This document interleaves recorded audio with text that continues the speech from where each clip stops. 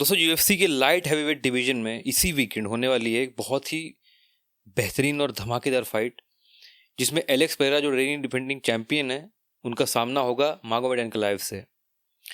अब ये वीडियो में मैं कुछ ऐसी बातें करने वाला हूँ जिसमें बहुत सारी मैनिपुलेशन टेक्निक्स, बहुत सारी इंटिमिडेटिंग टेक्निक्स जिनका यूज़ करते हुए अक्सर हमें यूएफसी के टॉप लेवल के जो फाइटर्स है वो करते हुए दिखते हैं। और मैं आपको एक्सप्लेन करने की कोशिश करूंगा कि आखिर एलेक्स पेरेरा ने मागोमेड एंकलाइव के सामने $200,000 की बेट क्यों रखी है।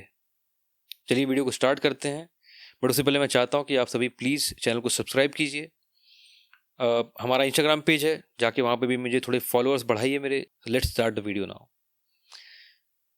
दोस्तों यूएफसी या जो दुनिया के टॉप के कोई भी स्पोर्ट्स जो हैं, चाहे वो क्रिकेट हो, चाहे वो बॉक्सिंग हो, चाहे एमएमए हो, हर एक स्पोर्ट में जो टॉप के जो फाइटर्स या जो प्लेयर्स होते हैं ना, आप उनको देखेंगे कि कई बार वो इस तरीके की मैनिपुलेशन और इंटिमिडेटिंग टेक्निक्स का यूज़ करते हैं अपने ओपोनेंट्स के ऊपर एक तरीके का साइकोलॉजिकल एज या लेवरेज अचीव करने के लिए। अब मैं बिल्कुल ये नहीं कहना चाहता कि उनकी जीत में या उनकी सक्सेस में उनकी मेहनत का हाथ नहीं होता, लेकिन जब आप बात करते हैं दो ऐसे फाइटर्स या दो ऐसे इंडिविजुअल्स के बारे में जो स्किल या फिर स्ट्रेंथ के लेवल पे लगभग सेम है। अगर हम बात करें यहाँ पे स्पेसिफिकली मागोमेड एंकलाइव और एलेक्स पेरेरा की, तो आप सभी को पता है कि मागोमेड एंकलाइव जो रहे हैं अपने पूरे एमएमए करियर में ज़्यादातर जो इनकी विक्ट्रीज आई हैं वो सारी स्ट्राइकिंग या फिर स्टैंड अप एक्सचेंजेस में आई हैं। और एलेक्स पेरेरा जो हैं ये स्पेशलिस्ट माने जाते हैं स्ट्राइकिंग के, क्योंकि ग्लोरी किक बॉक्सिंग जैसे टूर्नामेंट में 2 डिवीजन में चैंपियन बने, फिर यूएफसी आए, यहाँ पे उन्होंने 2 डिवीजन में चैंपियन बने। और मागोमेड एंकलाइव का करियर भी अगर आप देखेंगे तो ऑल्दो उनके पास वो क्रेडेंशियल्स हैं कि हम उन्हें बुला सकते हैं एक प्रॉपर ग्रैपलर, क्योंकि स्पोर्ट ऑफ साम्बो में वो मास्टर ऑफ स्पोर्ट हैं। यहाँ पे मागोमेड एंकलाइव, आई लव दैट एथलीट, और इस चैनल पे मैंने उनकी लाइफ स्टोरी डिस्कस की है, आप जाके वो वीडियो चेकआउट कर सकते हैं। एलेक्स पेरेरा की पूरी लाइफ स्टोरी मैंने बनाई है इस चैनल पे, आप वो भी जाके देख सकते हैं। लेकिन यहाँ पे जब बात हो रही है चैंपियनशिप फाइट की, तो एंकलाइव ने फाइट अनाउंस होने से बहुत पहले से ही ये बोलना स्टार्ट कर दिया था कि वो एलेक्स पेरेरा को नॉकआउट करेंगे।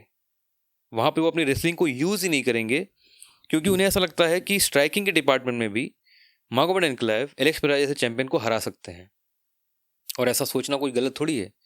हर एक फाइटर चाहता है कि उसको एक ऐसे डोमिनेंट चैंपियन के रूप में याद रखा जाए जिसने किसी एडवांटेज को यूज़ नहीं किया, बल्कि अपने ओपोनेंट को उसी के गेम में मात दी। लेकिन एलेक्स पेरेरा जैसा फाइटर, जिसके ऊपर कुछ दिनों पहले इसके लिए जीरी प्रोहाचका ने उनको कॉल आउट किया था, जब उन्होंने कहा था कि एलेक्स पेरेरा बहुत सारी मैनिपुलेशन टेक्निक्स को यूज़ करते हैं, टोटके करते हैं अपनी फाइट्स को जीतने के लिए, अपनी फाइट से पहले। और ये चीज़ हमने कई बार देखी। एलेक्स पेरेरा कई बार फेस ऑफ्स में अपनी जो उनकी ट्रेडिशनल जो ट्राइब है, वहाँ की जो ट्रेडिशंस है उसके हिसाब से अपने फेस को पूरा पेंट करके आते हैं। बहुत ही ज़्यादा एग्रेसिव फेस ऑफ्स करते हुए दिखते हैं वो। वैसे तो एलेक्स पेरेरा स्माइल करते हुए दिखते हैं, लेकिन फाइट वीक में जैसे ही वो पहुंचते हैं उनके चेहरे से स्माइल पूरी तरह वाइप आउट हो जाती है।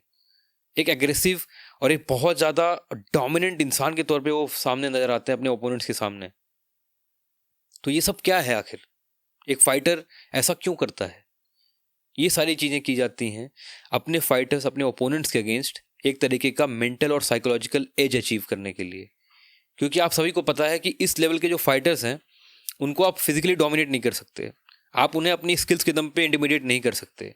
तो आप क्या करेंगे, बचेगा क्या आपके पास? बहुत छोटे छोटे एजेस होते हैं, जैसे वेट कट हो गया एक।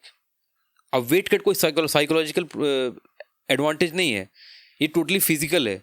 लेकिन आप देखते होंगे कि कई फाइटर्स जो हैं वो वेट कट के बाद उतना अच्छे तरीके से परफॉर्म नहीं कर पाते रिंग में, ऑक्टेगॉन के अंदर, और वो फाइट्स हार जाते हैं या तो डोमिनेट हो जाते हैं। लेकिन जो अच्छे फाइटर्स होते हैं, जो प्रोफेशनली जो ऐसे फाइटर्स जो एक्सेल कर चुके होते हैं अपना गेम, वो वेट कट को भी एक बहुत बड़े वेपन की तरह यूज करते हैं। वो ऐसे वेट डिवीजन में फाइट करते हैं जहां पे फाइटर्स उतना अच्छा वेट कट नहीं कर पाते, और ऐसे लोगों को आपने अक्सर सुना होगा एमएमए की दुनिया में, ऐसे फाइटर्स को वेट बुली भी कहा जाता है। लेकिन यहाँ पे इस वीडियो में जो मैं बात कर रहा हूँ वो बात मैं कर रहा हूँ साइकोलॉजिकल या मेंटल इंटिमिडेशन टेक्निक्स के बारे में। कॉनर मैग्रेगर जैसा फाइटर जिसने ओपनली कई बार स्टेजेस पे आके एक्सेप्ट किया है कि वो इस तरीके की टेक्निक्स को, इस तरीके की थॉट प्रोसेस को, इस तरीके की जितनी भी जो प्रोसेस होता है पूरा, इस चीज़ को वो यूज़ करते हैं अपनी फाइट्स में जीतने के लिए। विजुअलाइजेशन की टेक्निक्स होती हैं बहुत सारी, एफर्मेशंस होती हैं बहुत सारी, मेडिटेशन भी इसका एक हिस्सा हो सकता है।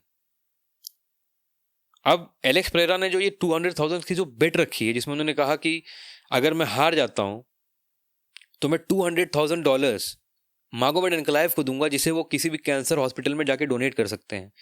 बट अगर मैं जीतता हूं तो यही चीज़ मागोमेड एनक्लाइव को करनी चाहिए। उन्होंने चैलेंज किया है और उन्होंने एक तरीके से कॉल आउट किया है मागोमेड एनक्लाइव और उनके मैनेजर अली अब्दुल अजीज़ को कि अगर आपको वाकई ऐसा लगता है कि आप मुझे हराने वाले हैं तो क्यों ना सामने आकर के आप ये शर्त मेरी स्वीकार करें। और मुझे लगता है इसमें कुछ गलत है। अगर आप दुनिया के सबसे डोमिनेंट चैंपियन बनना चाहते हैं, अपनी इस लेगेसी को एस्टैब्लिश करना चाहते हैं as the greatest athlete of all time, तो वैसे भी कहते हैं कि प्यार और जंग में सब जायज़ है, तो क्यों ना ये भी एक तरीके की जंग ही है। Although it is a sport, MMA का स्पोर्ट तो वैसे भी रिस्पेक्ट और म्यूचुअल अप्रिसिएशन के प्रिंसिपल्स पे खड़ा है, लेकिन यहाँ पे एमएमए का जो ये स्पोर्ट है, इसका जो लेवल है, जो यूएफसी और इस तरीके के प्रमोशन में जो लेवल है, वहाँ पे आपको इस तरीके की टेक्निक्स और इस तरीके की इंटिमिडेशन की जो तरीके होते हैं, इनको बहुत सारे फाइटर्स यूज़ करते हुए आपको दिखेंगे। ये एक साइकोलॉजिकल एज नहीं है तो क्या है? जहाँ पे मागोमेड एनक्लाइव, जिनको दुनिया ये कहती है कि ये एलेक्स पेरेरा के अगेंस्ट रेसलिंग को यूज़ करेंगे क्योंकि एलेक्स पेरेरा की स्ट्राइकिंग बहुत अच्छी है, वहाँ पे मागोमेड एनक्लाइव इंटिमिडेट करने के लिए बोलते हैं कि मैं यहाँ पे रेसलिंग के गेम में जाऊँगा ही नहीं, मैं एलेक्स पेरेरा को नॉकआउट करके दिखाऊंगा।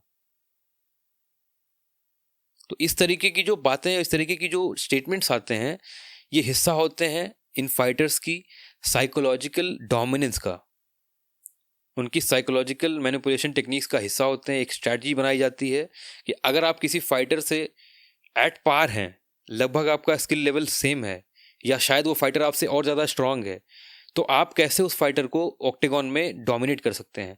और ये सारी टेक्निक्स की शुरुआत होती है फाइट अनाउंस होने से भी और पहले, और ये टेक्निक्स चलती रहती हैं पहला पंच पड़ने तक। आप देखते हैं ऑक्टेगॉन के अंदर दोनों फाइटर्स एक दूसरे के सामने खड़े होते हैं, वहाँ भी एक इंटिमिडेशन चल रहा होता है, दोनों एक दूसरे को एक तरीके के अपने स्टेयर के थ्रू डोमिनेट करने की कोशिश करते हैं, एक अपनी मैस्कुलिनिटी की एक डोमिनेंस एस्टैब्लिश करने की कोशिश करते हैं। और मोस्टली ऐसी चीज़ें आप पाएंगे ऐसे फाइटर्स के अंदर जो वाकई जिन्होंने बहुत ही ज़्यादा बड़ी चीज़ें अचीव की अपनी लाइफ में। जॉन जोन्स ने इन टेक्निक्स को कई बार यूज़ किया है। और अगर आप सभी चाहते हैं कि मैं इस टॉपिक के ऊपर एक डिटेल्ड वीडियो बनाऊं और ब्रेक डाउन करूं इन टेक्निक्स को, क्योंकि I myself have been a great student, I mean a keen student of psychology, और इस तरीके की टेक्निक्स मैंने बहुत टाइम तक देखी हैं और सीखी हैं। तो अगर इन चीज़ों पे आप एक लंबी वीडियो चाहते हैं, अगर आप चाहते हैं कि मैं इस टॉपिक को और ज़रा ब्रेक डाउन करूं, ऐसे एग्जांपल्स आपके सामने लेकर आऊं, तो प्लीज़ आप कमेंट बॉक्स में मुझे बताइए। मुझे मज़ा आएगा क्योंकि ये काफ़ी psychology, it's been a very subject, मेरा फेवरेट सब्जेक्ट ऑफ माइन। और इन टेक्निक्स को मैंने बहुत कीनली ऑब्जर्व किया है हमेशा, फाइटर्स की लाइफ में, क्रिकेटर्स की लाइफ में, बिजनेसमैन की लाइफ में। बड़े बड़े जो पॉलिटिशियंस हैं वो इन टेक्निक्स को यूज़ करते हैं। सो आप बताइए, अगर आपको ऐसी वीडियोस में मज़ा आता है तो मैं ज़रूर इस टॉपिक पे एक लंबी वीडियो बनाना चाहूँगा। या कभी अगर आप बोलिए तो मैं, क्योंकि अब चैनल मोनेटाइज हो चुका है, आप सभी एज अ मेंबर मेरे चैनल से जुड़ सकते हैं, तो अगर आप चाहेंगे तो कभी किसी वीडियो में लाइव आकर के एक लंबा डिस्कशन करेंगे इस चीज़ के ऊपर। तो आप जैसा आपको ठीक लगे आप कमेंट बॉक्स में मुझे बताइए, और ऐसी और भी बहुत सारी वीडियोज़ के लिए चैनल को सब्सक्राइब कीजिए। Have a good one people. जय हिंद।